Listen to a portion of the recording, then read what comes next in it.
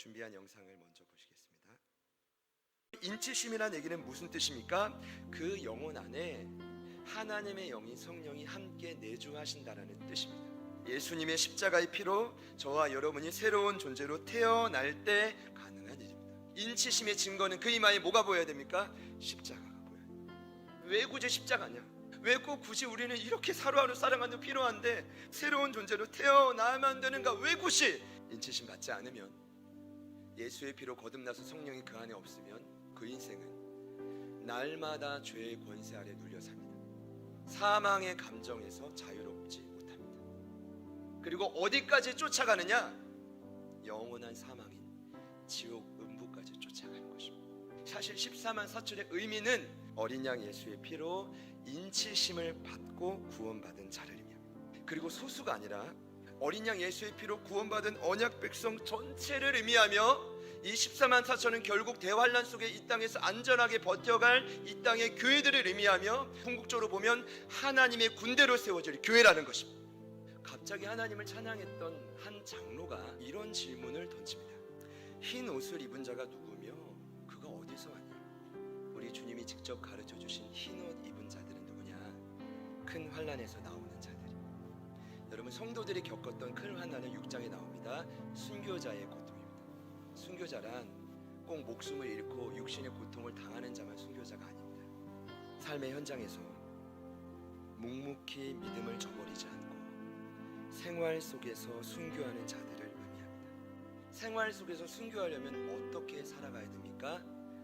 어린 양의 피에 그 옷을 날마다 씻어 희게 만들어야 합니다. 그 의미는 해결되지 않는 삶의 고통이 저와 여러분에게 찾아올 때 바로 그 자리에서 어린 양의 보혈의 권능을 부여잡고 살아가는 자들을 의미합니다.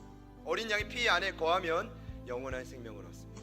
어린 양의 피의 권능을 경험하면 육체의 질병도 고침받을 수 있습니다. 이런 분들에게는 마지막 하늘나라의 위대한 선물이 있다고. 무슨 선물이냐? 흰옷 입은 자들에게는 하늘의 장막을 선물로 주게. 그리고 목자 예수님이 너를 생명수샘의 근원 되시는 하나님 곁으로 날마다 인도할 거예요. 그래서 마지막에 뭘 하신대요? 저희들의 눈에서 모든 눈물을 씻어 주신다는 거죠. 여러분 기억하십시오. 제가 더 좋게 포장하고 싶지만 이 땅에서의 장막은 아무리 여러분이 노력해도 100% 줄이지 않을 수 없고 목마르지 않을 수 없고 세상의 뜨거운 기운에 여러분을 안전하게 상하지 않게 지킬 수가 없다. 그럼 어떻게 해야 돼요? 결국 하늘의 장막을 입을 것을 소망하십니다. 그때가 되면 어느 누구도 줄이지 않고 목마르지 않고 뜨거운 기운에 상하지 않으며 여러분 눈의 모든 눈물, 마음의 모든 눈물 주님이 직접 다 씻어 주실 것입니다. 한숨을 갖고 오신 분 계십니까? 눈물을 갖고 오신 분 계십니까? 오늘 말씀의 결론은 그 큰 환난 날에 죽을 것 같은, 저마다 다르겠지만 순교의 고통 속을 겪고 있는 성도들이여, 어린 양의 피 아래 거하고 하늘에서 주실 그 장막을 바라봐라. 그러면 우리는 하나님의 군대로 굳건히 세워질 것이다. 이 고백,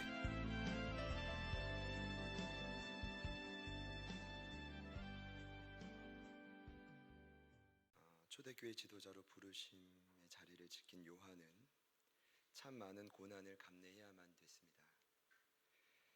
그중 가장 힘들었던 것은 이 길을 홀로 걸어가고 있다는 생각이었을 것입니다. 그러나 하나님은 요한도 사람이었으니까요. 그 외로움과 고독함으로 마음이 눌려있는 요한에게 어느 날 성령을 통해 그에게 환상을 보여주십니다. 보좌에 계신 하나님을, 그리고 그 앞에 다시 살아나신 어린 양 예수님을 보게 함으로 위로해줘. 그리고 두루마리를 취하시고 7인을 떼고 계시는 모든 재앙을, 이 땅의 재앙을 다스리시는 예수님을 또한 보게 해서 위로하십니다. 그리고 지난주 7장 두 가지 환상이 있었죠. 이 환상을 보게 하신 이유가 명확했습니다. 나 혼자만 이 길을 걷고 있지 않다는 겁니다. 함께 구원받은 동료가 있다는 것입니다. 함께 싸울 수 있는 군대가 이 땅에 있다는 것입니다. 그것이 바로 이 땅에 승리하는 교회들. 요한에게 그것을 가르쳐 주는 것입니다. 너 혼자 이 길을 가는 게 아니다. 절대 아니다. 준비된 군사들이 있다. 믿으시기를 축복합니다. 그 수가 14만 4천이라는 것입니다. 신천지가 말하는 그 수만 구원받는다는 의미가 아니라 14만 4천의 의미는 어떤 뜻입니까? 성령의 인치심으로 예수 믿고 구원받은 자입니다. 어떻게 나오죠? 12 곱하기 12 곱하기 1000. 1000은 고대 사회의 가장 큰 수의 개념이고 군대의 수. 12는 완전수라고 했는데 저는 이게 좀 궁금했습니다. 왜 12이 완전수냐? 이제 고대 유대 사회는 이 수비학이 발달하고 했다고 합니다. 수비학이 뭐냐면 숫자에 자꾸 이제 상징적인 개념을 이제 넣어가지고 계속 이렇게 유포하는 거예요. 신비주의 정통의 영향이긴 하지만 이 히브리 민족이 그것이 굉장히 발달된 민족입니다. 그래서 이스라엘 백성들은 1 하면 첫 것은 뭐예요? 하나님의 숫자라고 했습니다. 2 하면 2은 이제 그 증인의 수라고 합니다. 왜냐하면 2명이 모이면 이 증언이 효용이 있으니까요. 그리고 3 하면 뭘까요? 삼위일체입니다. 성부, 성자, 성령. 그래서 완전수. 그럼 4 하면 동서남북. 끼워 맞추기가 아니라 그들이 그렇게 수비학을 연구했어요. 그러면 3 플러스 4는 7입니다. 7이 왜 완전수일까요? 하늘과 땅이 결합된 것입니다. 이해되시죠? 그럼 12는요? 3 곱하기 4. 동일하게 완전수를 의미하죠. 뭐 그런 의미입니다. 그래서 결국 이 땅에 구원받은 자들은 완전한 자들로 어떤 고난을 버티고 하나님의 군대로 서게 될 것이다. 여러분, 그 안에 저와 여러분이 있음을 믿습니다. 굉장히 중요한 겁니다. 저와 여러분의 현재와 미래가 보장된 것인데, 보십시오. 이 땅에서 저희들도 동일한 환난을 맞이하지만 하나님께서 지난주에 말씀드렸죠. 믿는 자들은 어떻게 합니까? 눈동자처럼 지켜준다. 각 사방에서 내 천사가 내 바람을 꽉 잡고 있습니다. 바람이 무엇입니까? 이 땅에 불어닥치는 재앙인데 구원받은 자들은 괴롭히지 못하도록 붙들고 있다. 이 말이 뭡니까? 고난이 없다는 말이 아니라 동일한 고난은 받지만 하나님이 보호하신다. 할렐루야. 자, 그리고 마지막에는 어떻게 됩니까? 저 천상에서 보좌에 앉으신 하나님과 어린 양을 찬양하는데 이것이 저와 여러분의 현재와 미래가 될 것입니다. 그때 한 장로가 갑자기 요한에게 질문합니다. 흰 옷을 입은 자가 누구며 어디서 왔느냐? 이 말이 무슨 뜻입니까? 어떻게 저 성도들이 여기까지 와서 영광스럽게 찬양하는 자가 됐냐? 이 말이 무엇입니까? 어떻게 저 성도들이 그 땅에서 힘들고 어려운 고난을 버텨낼 수 있었냐? 요한도 대답할 수 있지만 주님에게 토스해요. 우리 주님이 그 대답을 이렇게 가르쳐 주십니다. 큰 환난을 맞이할 때 상처가 난 내 감정이 아닌 뭘 의지했대요? 어린 양의 피를 의지하여 내 옷을 희게 한 자다. 사랑하는 여러분, 지난 한 주도 애기지 못한 어려움, 그리고 늘 좀 이렇게 예상하는 어려움이 찾아왔을 것입니다. 그 가운데 버틸 수 있는 힘, 저와 여러분이 하나님의 군대로 우뚝 설 수 있는 힘은 여러분의 상처난 감정, 이 머릿속에 없습니다. 어디에 있을까요? 어린 양 보혈의 피 아래 여러분의 고장난 생각과 마음을 내려놓으셔야 됩니다. 그러면 반드시 승리할 수 있습니다. 자, 그 믿음으로 우리 옆에 있는 분들에게 이렇게 한번 축복합시다. 예수님의 피. 한 번 더 이렇게 축복합시다. 네 감정이 아닌, 당신 생각이 아닌, 한 번 더 예수님의 피. 이게 쉽지 않아요. 저희 아내는 피 아래 거해야 되는데 그런 고백을 많이 했어요. 난 피 위에 있다고. 그래서 야, 우리 피 위에 있는 사모님 대단하다. 그 피 아래 거해야 됩니다. 그래야 보혈이 내려와서 고장난 이 생각이랑 가슴을 고쳐주는 겁니다. 그런 마음으로 계시록 7장 14절, 우리 암송구절 문자가 혹시 안 가시는 분 있으면 이건 실수입니다. 번호를 꼭 알려주시고 말씀해 주세요. 함께 하겠습니다. 내가 말하기를 시작.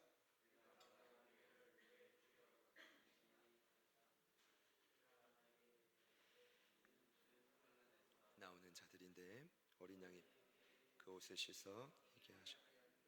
아멘. 아멘. 오늘 읽으신 본문은 8장인데 참 제가 말씀을 읽으면서 뭘 느끼냐 하면 이건 우리의 일상을 너무나 명확하게 대변하고 있다. 8장은 7장 다음인데 실질적으로 내용으로 보자면 6장에 이어지는 겁니다. 갑자기 7장은 또 새로운 내용이 들어갔기 때문에 여러분 6장이 어떤 내용입니까? 7인을 떼시는 어린 양. 어떤 거죠? 하나님께 취한 두루마리의 7 도장을 하나씩 뗄 때마다 이 땅에 재앙이 있었습니다. 6가지가 있었죠.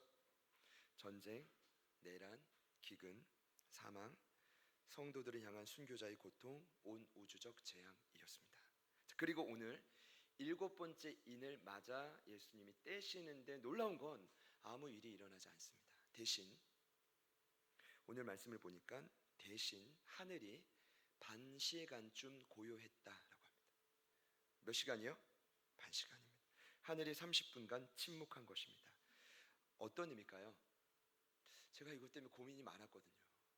지금 환상을 본 1장부터 완전히 하나님이 예수님의 계시를 요한에게 몰아치셨습니다. 7 교회를 향한 메시지, 보좌에 계신 하나님, 어린 양 예수 위로해주고 7인을 떼시는 그 어린 양을 보게 하셨는데 왜 갑자기 7인을 떼자마자 30분간 침묵하셨는가? 성경 말씀은 어느 것 하나도 버릴 것이 없습니다. 굉장히 중요한 의미인데 이 부분은 제가 다음 시간이 아니라 조금 이따가 말씀드리고, 우선은 예수님의 7인을 떼는 그 엄청난 재앙이 이 땅에 본격적으로 있을 거고 있어지고 있죠. 그리고 오늘 말씀에는 7 나팔 재앙이 연이어 나타날 것이다. 여러분 제가 말씀드립니다. 오늘 성경에 나온 이 메시지는 이미 이 땅에 일어나고 있고 앞으로 더 커져갈 것입니다. 믿으시기를 바랍니다. 네. 일단 성경에서 나팔은 왜 갑자기 나팔이냐? 몇 가지 의미가 있습니다. 첫 번째는 하나님의 강림하실 때, 현현을 이제 뭔가 표할 때 나팔 소리가 불려집니다. 출애굽기 19장을 보면 그들이 구원받고 시내산에 있을 때 나팔 소리가 불려지며 하나님이 강림하십니다. 시내산에. 두 번째는 이 전쟁을 싸울 때, 전쟁을 시작할 때 나팔을 붑니다. 이제 그 민수기 10장일 겁니다. 이제 전쟁할 때 하나님이 나팔을 꾹 불게 하십니다. 여호수아 6장을 보더라도 여리고성이 마지막에 무너질 때 나팔을 불러서 무너지게 합니다. 그런데 계시록에서의 나팔의 의미는 다릅니다. 요한계시록에서의 나팔은 심판의 시작을 의미합니다. 그러면 이런 의미입니다. 이미 지금 7인을 통해서 엄청난 재앙들이 시작됐고 시작될 것인데 무슨 뜻입니까? 더 강력한 재앙이 있을 것이다 라는 거예요. 저희들의 삶을 생각하지 않을 수 없는데 지금 저희들의 삶이 그렇습니다. 코로나, 보이지 않는 그 질병, 근데 너무 강력합니다. 저희들은 그 질병 앞에 지금 서 있습니다. 여전히 일상을 버티며 열심히 살아가곤 있지만 여러분 느끼실 겁니다. 락다운, 코로나 락다운, 도처에서 마비된 상태, 변수들이 너무나 많이 일어나고 있는데 저는 오늘 이렇게 말씀드리고 싶습니다. 1세기, 2000년 전 1세기 그리스도인들의 삶은 오늘 저와 여러분이 겪고 있는 고난과 재앙보다 훨씬 더 강력했다는 것입니다. 그 범위가 훨씬 더 상당했습니다. 자, 1세기 그리스도인들의 삶은 참으로 경건했습니다. 저희들보다 훨씬 더 경건했습니다. 그러나 그들은 로마 제국 전역에서 대규모의 핍박과 조롱을 피할 수 없었습니다. 여러분 그러니 오죽했으면 지상에서 살지 못하고 지하에 무덤을 파고 들어가 살았겠어요? 카타콤? 지금도 그 유적이 남아있지 않습니까? 오죽했으면, 그 핍박과 조롱이 너무나 심각했으면 그래서 숨어 들어간 것입니다. 여러분 기독교인들에게는 무기도 없었습니다. 투표권도 없었습니다. 얼마 전 우리 투표했는데 당연히 돈도 별로 없었고 사회적 지위도 가질 수 없었습니다. 그런데 제가 오늘 나누고 싶은 핵심은 이와 같은 재앙, 그리고 오늘 계시록 이 말씀을 요한이 먼저 받고 전할 거 아닙니까? 어떻게 하면 이 독자들이 이런 재앙이 더 있을 거라는 것을 알면서도 두려워하지 않고 그 재앙을 돌파해 갈 수 있었느냐라는 것입니다. 심지어 3세기에는 한 200년 지나고 나서는 어떻게 그 복음이 로마 제국 전역을 뒤덮었냐 이겁니다. 그럼 저는 고민이 이겁니다. 어떻게 하면 오늘날 제자들 교회 우리 가족들이, 이 땅을 사랑하는 그리스도인들이 지금 넘실대는 이 재앙을 돌파하고 승리할 수 있느냐라는 것입니다. 그 결론이 오늘 말씀의 핵심입니다. 우선은 제가 좀 이제 재앙 먼저 이야기하려고 합니다. 일곱 나팔 중 8장은 네 재앙만 지면상 기록하고 있습니다. 요한이 갑자기 하나님 보는데 이번에는 예수님이 아니라 일곱 천사가 갑자기 등장해서 나팔을 받고 나팔을 뿌뿌 불기 시작합니다. 자, 그때마다 재앙이 하나씩 더 일어나는데 보세요. 저는 말씀을 묵상하면서 출애굽기에 있는 그 애굽의 그 출애굽을 할 때 있었던 그 재앙이 떠올랐습니다. 그 왜 그랬는지는 설명드릴게요. 첫 번째 천사가 먼저 죄송합니다. 소리가 이게 맞는지 모르겠어요. 그 자리에 없었기 때문에 어쨌든 부는데 피 섞인 우박과 불이 이게 되게 무시무시합니다. 땅에 쏟아져서 땅을 태우는데 땅의 3분의 1, 수목의 3분의 1 각종 푸른 풀이 타기 시작합니다. 첫 번째. 자, 두 번째 두 번째 천사가 나팔을 불자 이번엔 불 붙는 큰 산이 나옵니다. 그리고 그 산을 어떻게 해요? 하나님이 바다에 던집니다. 여러분, 이 구약 성경에 불 붙는 산이 나오는 구절이 있습니다. 에레미야 5장 51장을 보면 불 붙는 산을 던져버립니다. 그 불 붙는 산이 누구게요? 하나님을 대항하는 바벨론입니다. 그럼 1세기에 불 붙는 산은 누굴까요? 로마 제국을 의미할 것입니다. 그럼 오늘날 여러분에게 불 붙는 산은 무엇일까요? 여러분이 이제 고민해 보셔야 돼요. 분명히 있을 것입니다. 중요한 건 하나님이 그 불 붙는 산과 같은 것을 어떻게 했대요? 바다에 던지시는데 바다의 3분의 1이 피로 바뀝니다. 바다 피조물이 3분의 1이 죽습니다. 당연히 피로 바뀌면 못 살겠죠. 그리고 배들의 3분의 1이 깨어지기 시작합니다. 아마도 수산업이 한 3분의 1 정도가 망한다, 이런 의미일 것입니다. 제가 여기서 애굽의 재앙이 생각났습니다. 첫 번째 재앙이 무엇이었죠? 이스라엘 백성들을 건질 때 나일강을 피로 바뀌는, 어마어마했죠. 여러분, 이게 오늘날로 보자면 이제 좀 이렇게 표현이 적절할지 모르겠지만 해양 오염. 제가 예전에 그 이제 대학교 입학을 하고 얼마 안 돼서 대천 바닷가에 기름 유출이 있었습니다.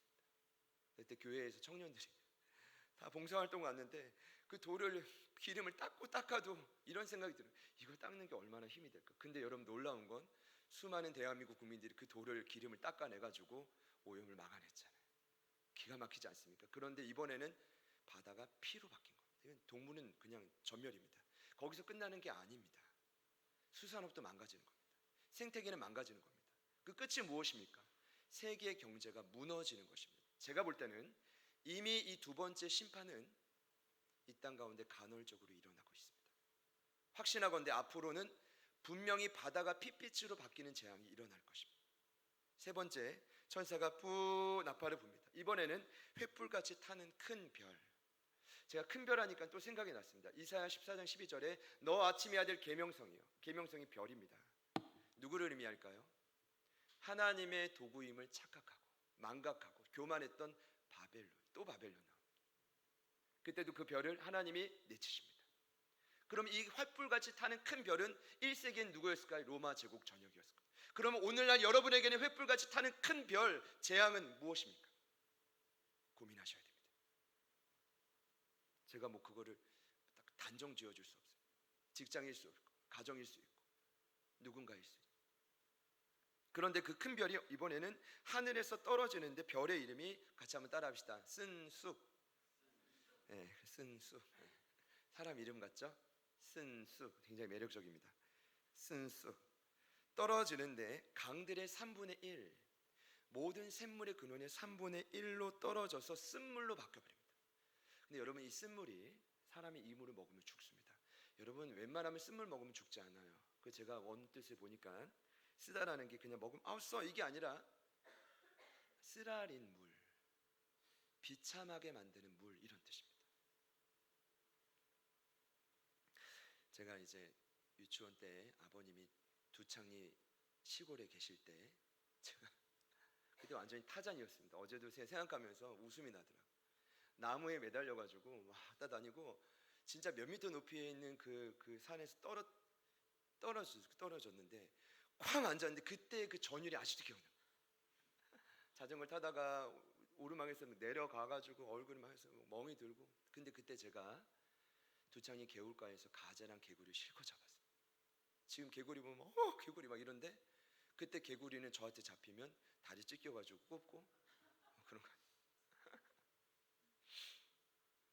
그냥 익숙했어요. 그냥 자연이 그랬어요.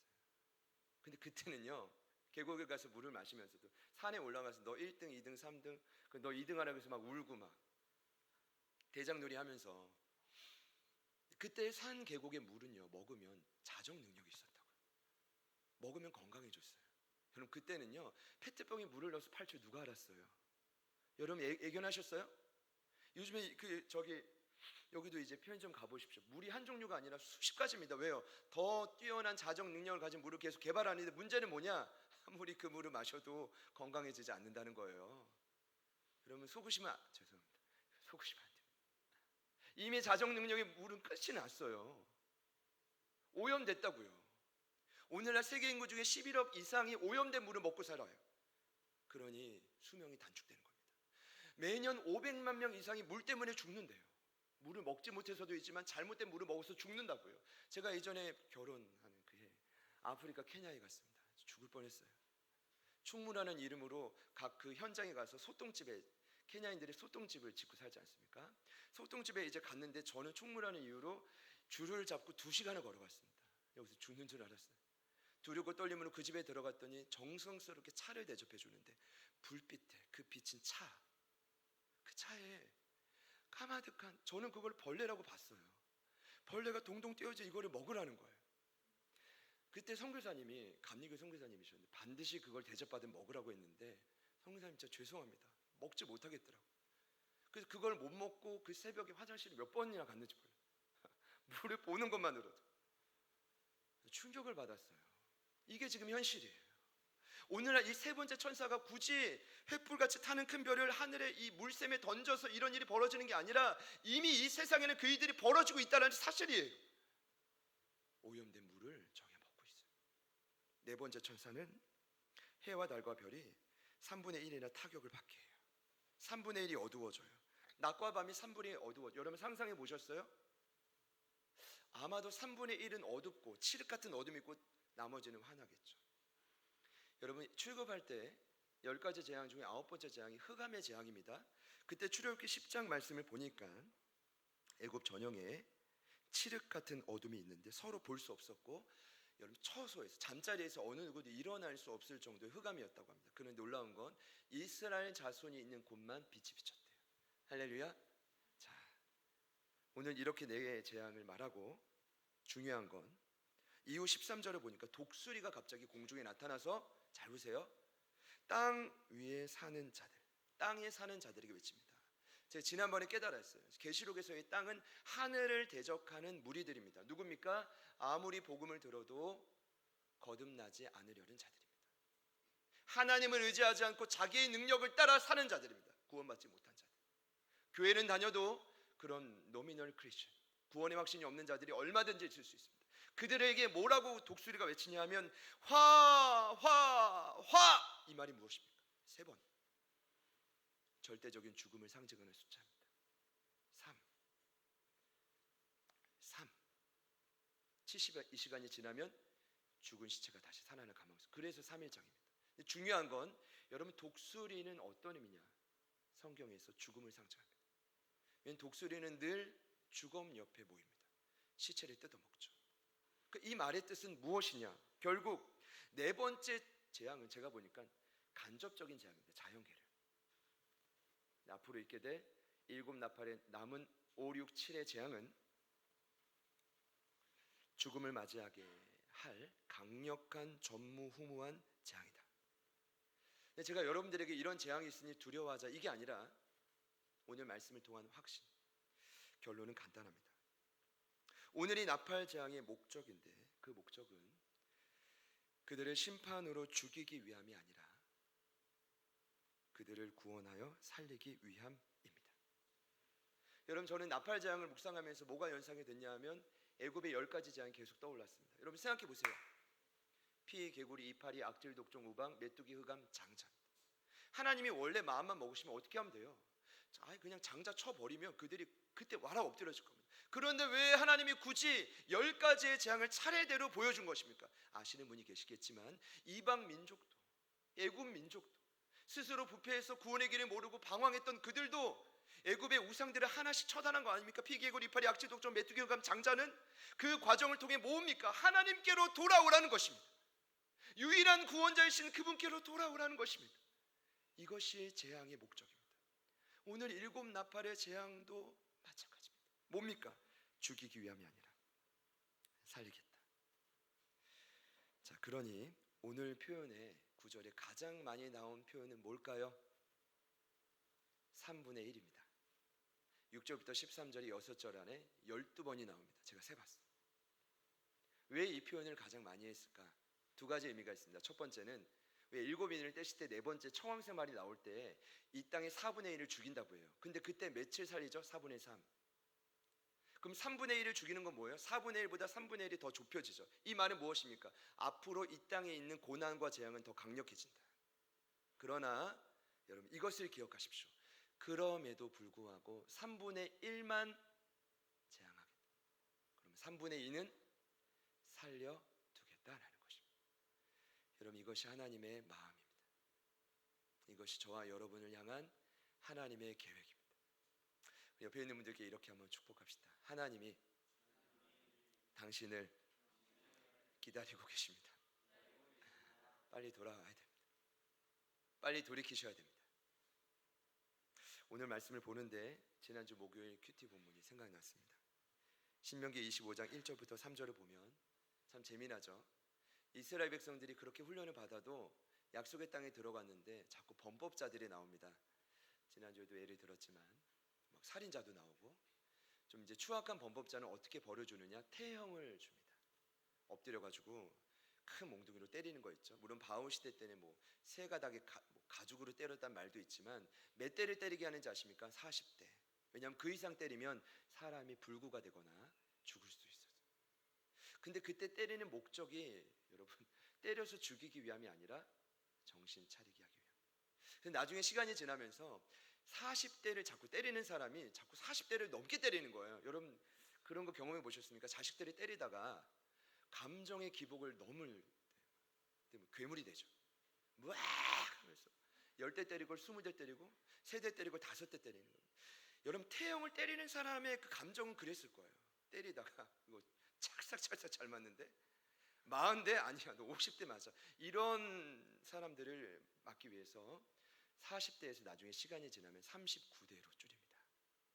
실수를 방지하기. 그래서 바울 사도가 40에 하나 가면 39대를 5번 맞아. 이해되시죠?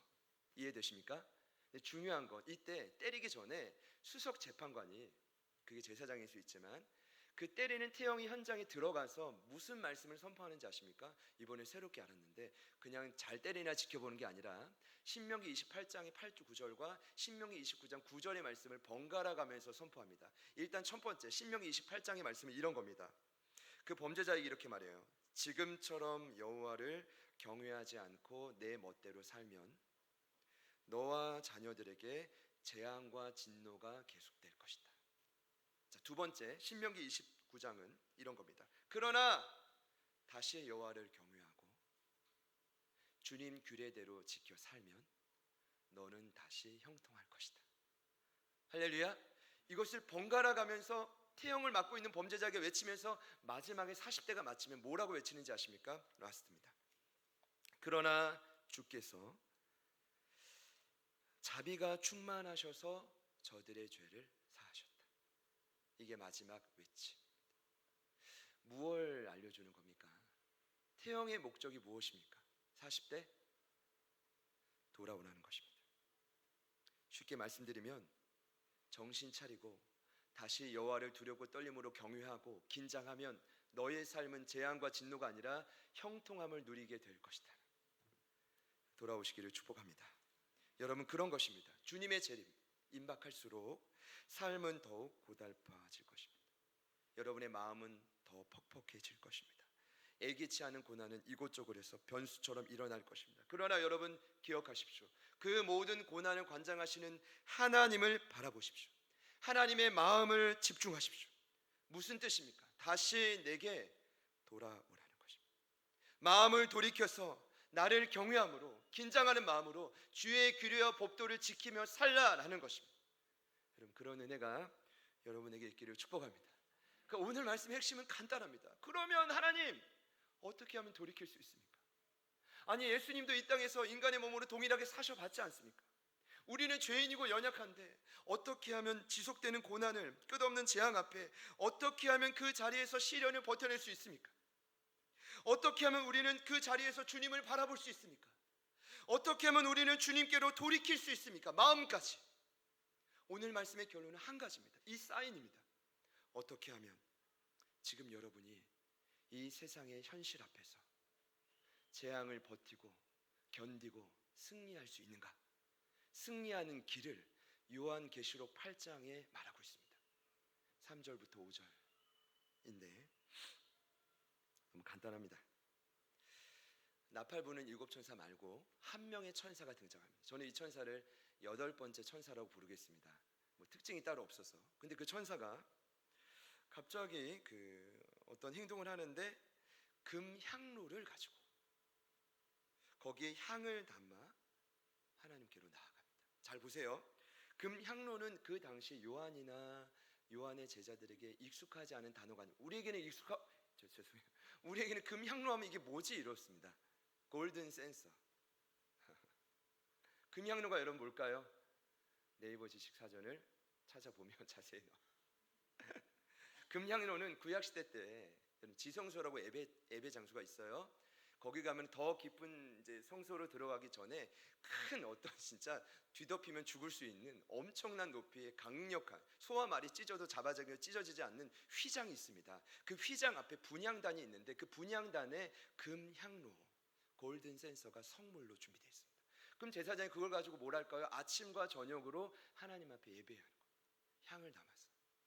근데 오늘 요한이 그 금향료를 봤는데 8번째 천사가 그 금향료를 가지고 뭘 할까요? 향을 담아가지고 하나님 앞에 무언가를 올립니다. 자, 그러면 향로에 담긴 여러분께 질문 드립니다. 수많은 향은 무엇을 의미할까요? 그 답은 모든 성도들의 기도입니다. 저희들은 이미 이 답을 알고 있습니다. 제가 몇 차례 전에 계시록 5장을 강의할 때 5장 8절에 이런 말씀 있죠. 네 생물과 24장로들이 어린 양 예수께 엎드려서 찬양할 때 검은고와 수많은 향이 가득한 금 대접을 함께 올려드립니다. 놀라운 사실은 그때의 말씀에 이렇게 기록합니다. 이 향은 성도들의 기도 드리라. 같이 한번 따라 합시다. 이 향은 성도들의 기도 드리라. 말씀을 보니 성도의 기도라라고 하지 않아요. 뭐라고 하죠? 성도의 기도 드리라. 이 말이 무슨 뜻일까요? 기도는 한 번 하고 마는 것이 아닙니다. 이 땅을 살아가는 내내 동일하게 마주할 재앙 앞에서 날마다 반복적으로 지속하는 것이 기도입니다. 근데 오늘 천사가 좀 특별하게 이 모습을 보여주는데 많은 향과 이번에는 성도의 기도가 어떻게 되죠? 합하여 보좌의 하나님 앞에 있는, 더 정확합니다. 보좌에 앉아 계신 왕자에 있는 하나님 앞에 있는 금 제단으로 드려진다. 그러니까 금 향로에 성도들의 기도의 향이 쌓여져서 올라가서 뿌려질 때 어디에 뿌려지느냐? 보좌에 계신 하나님 앞에 있는 금 제단에 쌓여진다는 거예요. 이해되시는 분들만 아멘 해보시죠. 근데 놀라운 사실은 오늘 말씀의 결론입니다. 그 제단에 드려진 기도, 즉 제단의 불이 땅으로 다시 쏟아질 때 우레와 음성과 번개와 지진이 나타나는 겁니다. 이 말이 무엇일까요? 성도의 기도가 쌓이고 이 기도가 이 땅에 떨어질 때 심판이 일어나고 하나님의 구원의 역사가 그제서야 일어난다는 것입니다. 하나님은 저와 여러분의 기도를 기뻐 받으십니다. 그리고 때가 되면 이 땅에 쏟아 부으실 것입니다. 믿으시는 분들만 하면 해보시죠. 그리고 그때부터 심판, 구원의 역사가 일어나는 것입니다. 어제 매주 토요일마다 아이스크림 하는 점에 신방 가는데 우리 은숙 집사님이랑 제가 이런저런 이야기 좀 나누다가 그냥 제가 그런지 몰라요. 저만 가면 이렇게 우시는 거예요.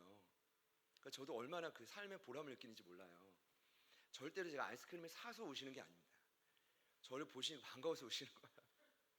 뭐 코로나 때 어떻게 얼마 되고 이 마존동의 아이들은 어떻게 계약되고 하는데 너무 기쁜 소식이 둘째 아들 원규가 이제 학교가 지금 온라인 강의를 하니까 집에 와서 사는데 비록 거기 1년치 월세를 해가지고 돈이 나간 것 같지만 2주 전에 원당의 친구들과 관계가 틀어진 거예요.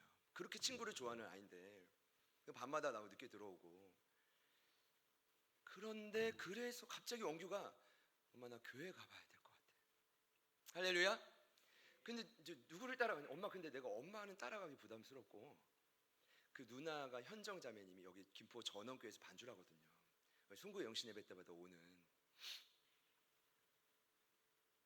근데 제가 현정 씨한테 누구냐고 했다가 현정 씨 아직도 기억나요. 마음상이라고.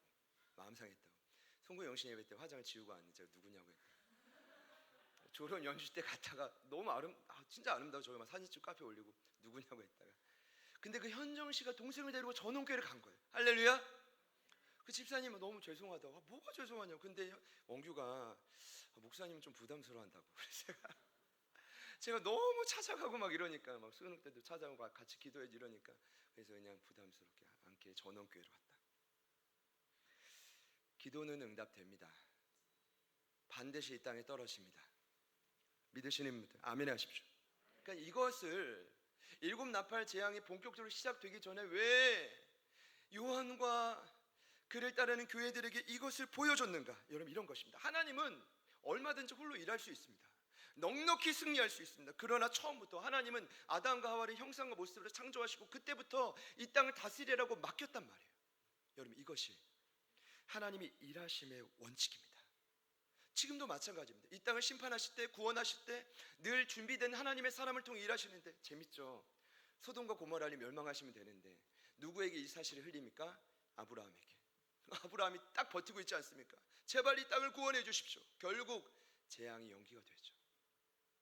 하나님이 이스라엘 백성들 끊임없이 완악하고 폐역하면 불평하니까 감사한 것도 많은데 쓸어버릴게 이랬더니 모세가 뭐라고 합니까? 딱 가로막아가지고 하나님 생명책에 제 이름을 지워주시든지 저들을 살리시든지. 대단하지 않습니까? 여러분 다니엘이 포로로 끌려가요. 그런데 그가 우상천지인 그 날에 하루에 3번 기도합니다. 그 바쁜 사람이 열방의 영적인 판도가 역전됩니다. 누구 때문에요? 한 사람의 기도하는 그 능력으로 가정이 바뀌고 민족이 바뀌고 열방이 변화된다는 것입니다. 여러분 오늘 타락한 이 땅을 돌이키시려고 하나님이 직접 심판하시고 계속 심판 이야기입니다. 심판의 목적은 구원입니다. 그런 중요한 시점에 왜 요한계시록 3절과 5절에 먼저 이 말씀을 기록했는가? 여러분 결론은 그렇습니다. 로마 제국 전역에서 올려드리는 성도들의 눈물의 탄원, 통회함, 간구와 자백 등의 기도를 하나님은 여전히 듣고 계신다라는 것입니다. 여러분 그래서 하나님이 반시간쯤 침묵하신 것입니다. 왜일까요? 하나님이 잠잠히 기다리시는 것입니다. 아무 말 없이 이 땅에 사랑하는 자녀들의 외침과 눈물의 기도를 귀 기울이고 들으시려고요. 들으시는 게 끝이 아니라 때가 되면 반드시 이 땅에 제단에 불 쌓여진 기도를 다시 쏟아 부으시려고 침묵하시는 것입니다. 사랑하는 여러분, 이 기도가 있으면 그들도 마찬가지지만 정신적인 고통에 무너지지 않을 수 있습니다. 아니 무너져도 이 기도가 있으면 다시 일어날 수 있습니다. 코로나 블루, 우울증. 여러분 제가 참 재미난 건 수많은 전문가들이 모두 판단합니다. 세상은 말합니다. 예측합니다. 더 심각해질 것이다. 그건 성경적입니다.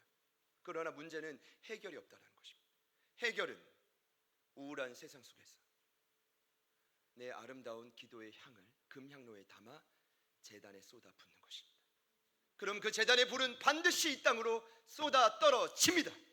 그 힘으로 우리는 이 땅을 돌파하고 그 힘으로 우리는 하나님의 군대로 우뚝 세워지는 것입니다. 여러분 이 기도가 여러분을 승리케 할 것입니다. 기도가 무엇입니까? 기초연합방 5주차 하나님과 대화하며 영적인 호흡이다. 여러분 기도 끊어지면 죽습니다. 끊어진 분들이 있으면 연결하십시오. 기도가 무엇입니까? 필요한 것을 감사함으로 하나님께 고백하는 것이다. 여러분 제가 느낄 때는 지금 한 7, 80%는 제가 느낄 때는 정말 결사적으로 하나님 앞에 나와서 굴복하고 하나님 저 이거 주세요. 그게 욕심 때문인지 뭔지는 모르겠지만 그렇게 기도하는 분이 있으면 하나님 반드시 주실 것입니다. 문제는 기도하지 않아서가 문제입니다. 세 번째, 기도의 정의는 무엇입니까? 말씀을 삶에 적용하는 통로가 무엇입니까? 기도입니까? 왜냐하면 기도하지 않으면 말씀대로 못 살아요. 기도를 해야 성령이 역사하셔서 머리에 있는 말씀의 지식을 가슴으로 내리고 삶을 움직이게 합니다. 근데 여러분, 제가 제일 좋아하는 정의는 김경환 목사가 내린 정의입니다. 그건 뭐냐면 연약한 인간이 하나님을 의지하는 최선의 행위입니다. 여러분, 기도한다라는 건 하나님 더 이상 내 힘으로 못 살아요. 내 힘으로 자식을 못 키워요. 이렇게 못 살아요. 이런 고백입니다. 그래서 기도한다라는 건 하나님을 의지하는 것이고 하나님을 의지하는 기도를 하는 사람은 곧 믿음이 살아있는 자를 의미합니다. 여러분에게 새벽 기도나 금요 성령 집회 이걸 뭐 올가매가지고 오게 하기 이런 의미가 아니라 여러분이 서 있는 모든 자리에서 이제부터라도 하나님을 절대적으로 의지하기를 축복합니다. 예수님께 붙어 있어야 살아요. 가지는 아시잖아요. 나무에 붙어 있어야 우리는 삽니다. 반드시 삽니다. 어떤 상황에서도 우리는 형통합니다. 옆에 있는 분들께 마지막으로 축복합시다. 붙어 있읍시다. 지난주에 미나 집사님께 연락을 받고 다시 만난 어머님 이야기를 듣는데 눈물이 나더라고요. 제가 이제 항암 치료하시는 분들을 곁에서 보니까 알아요. 저희 어머님이 2번 수술에 2번 항암. 원칙이 있어요. 가능성이 있으면 수술하고 항암 치료입니다. 근데 우리 미나 집사님 어머님 정영명님 처음 진단 받으시고 뭐예요? 수술할 가망이 없다고 했어요. 그냥 항암 치료나 합시다. 근데 이것도 선택입니다. 6번 마치고 CT 촬영했는데 놀라운 결과는 수술이 아니라 그대로 항암 치료합시다. 암덩어리가 많이 줄었다는 거예요. 할렐루야. 여러분, 저는 이것이 분명히 아마 미나 집사님, 우리 상경 집사님도 일 끝나고 또 오셨지만 저 너무 감사한 건 분명히 이 두 분의 삶에 어떤 마음이 있었을까요? 하나님이 왜 이렇게 침묵하시지? 왜 이렇게 아무 반응이 없으시지? 이런 시간이 반드시 있습니다. 근데 그 시간은 뭐예요?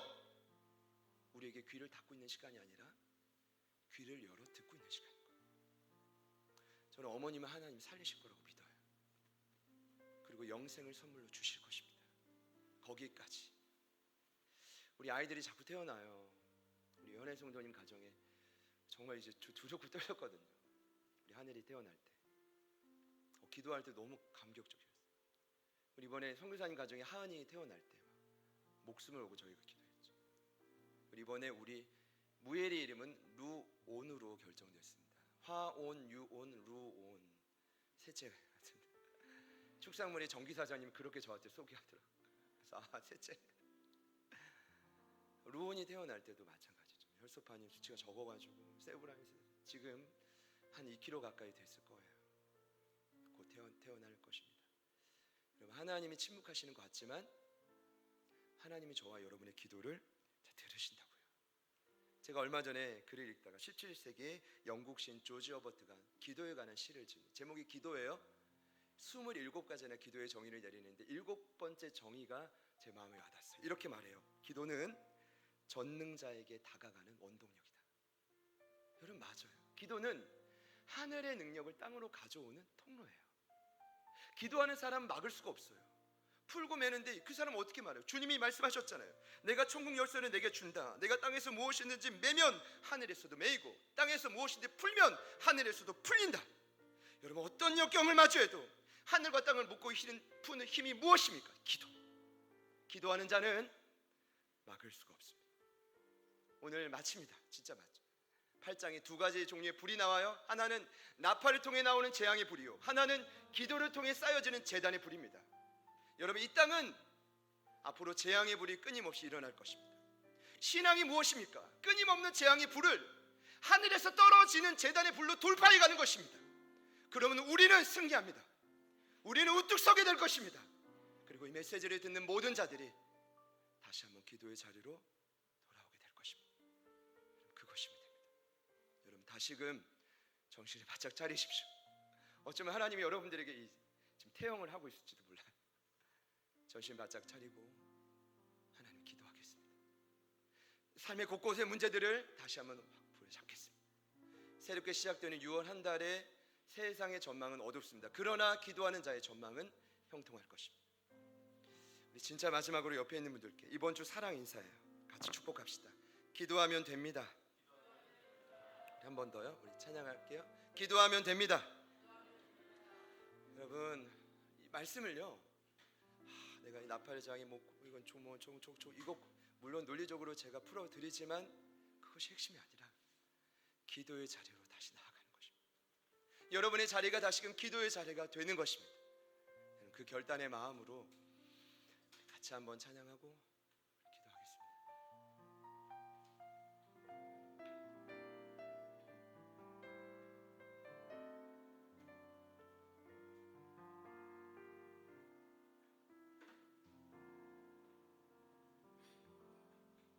기도하겠습니다. 둘러봐도 보이지 않고 막혀버린 삶의 현실들 가슴 속에 시린 눈물과 두려움에 지쳐버린 내 삶 아픔 속에 서 있는 내게 안타까워 손 내미시네 눈을 뜨니 주님 계시네 나를 안고 주의 길로 날 인도하시네 지금 이 자리에서 주를 바라보며 지금 이 자리에서 주가 영광 받으시도록 주께 순복하리라 주께 나아가리라 지금 이 자리에서 살아내리라 함께 고백합시다. 둘러봐도 보이지 않고 막혀버린 삶의 현실들 가슴 속에 시린 눈물과 두려움에 지쳐버린 내 삶 아픔 속에 서 있는 내게 안타까워 손 내미시네 눈을 뜨니 주님 계시네 나를 안고 그의 길로 날 인도하시네 지금 이 자리에서 주를 바라보며 지금 이 자리에서 주가 영광 받으시도록 주께 순복하리라 주께 나아가리라 지금 이 자리에서 지금 이 자리에서 지금 이 자리에서 주를 바라보며 지금 이 자리에서 주가 영광 받으시도록 주께 순복하리라 주께 나아가리라 지금 이 자리에서 한번 더 고백합시다. 지금 이 자리에서 지금 이 자리에서 주를 바라보며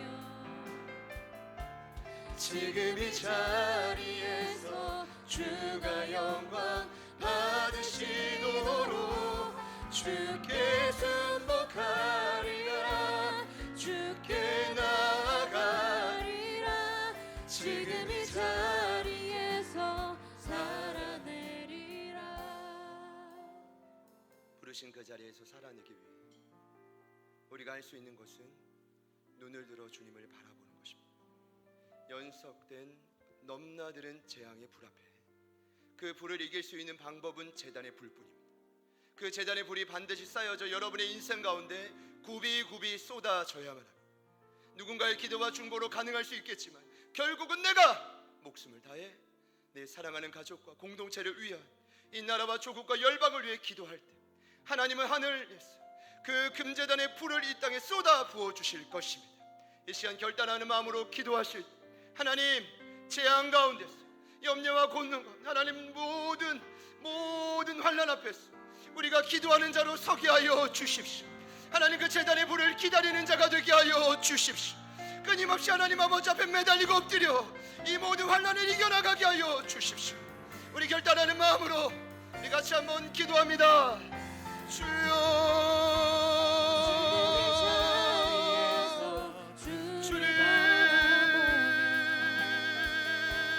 지금 이 자리에서 주가 영광 받으시도록 하나님 우리의 삶에 침묵하는 그 시간이 필요함을 고백합니다. 하나님 가운데 신랄하게 기름 부어주시고 하나님 말씀하시는 이 영역에 관해서 하나님 우리가 정신을 바짝 차리고 하나님 아버지 앞에 긴장하며 하나님 기도의 용사로 깨어나게 하여 주십시오.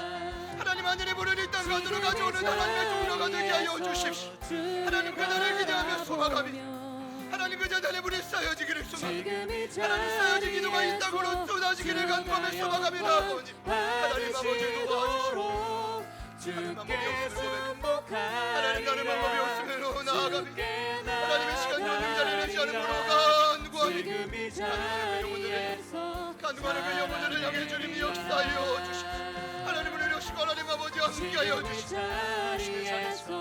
날마다 고난과 엮이고 있는 그 자리에 날마다 주님을 바라보게 하여 주십시오. 날마다 주님을 향해 두 손을 들게 하여 주십시오.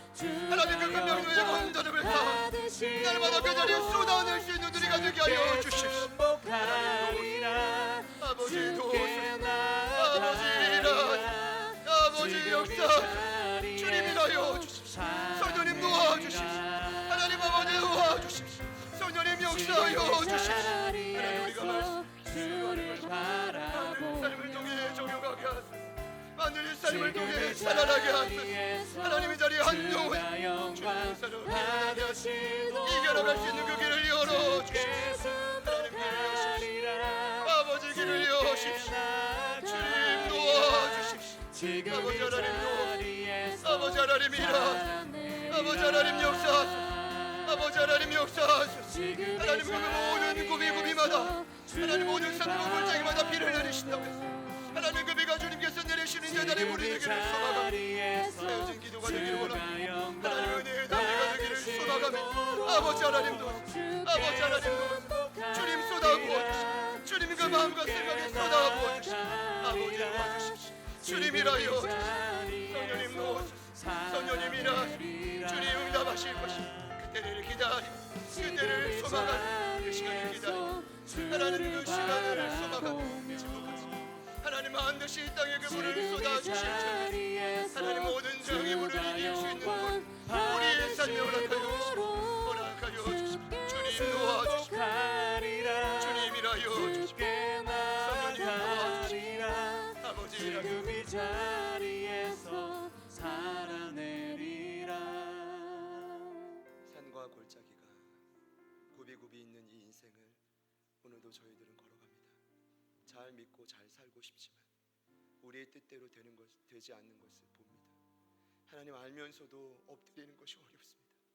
오늘 이 말씀을 듣고 저희들이 결단합니다. 부디 넘실대는 이 재앙의 불 앞에 우리 힘과 능력으로 잘 머리를 쓰고 계산해서 싸워 이기는 것이 아니라 하늘에 쌓여진 나의 기도, 공동체의 기도인 제단의 불이 우리의 삶으로 떨어져 산과 골짜기를 메우고 모든 환난을 돌파하고 승리하는 교회로 우뚝 서게 하여 주시옵소서. 이 시간 믿음으로 선포합니다. 우리를 하나님을 더 이상 의지하지 못하게 만드는 모든 교만의 영을 가져오는 사다리 간계와 참소들 나사렛 예수님의 능력으로 묶임받고 떠나가게 하여 주십시오. 하나님, 기도의 처소마다 자리가 차고 넘치게 하여 주시고 하나님을 앞에 엎드려져 기도하는 자들이 이곳에 일어나게 하여 주시옵소서.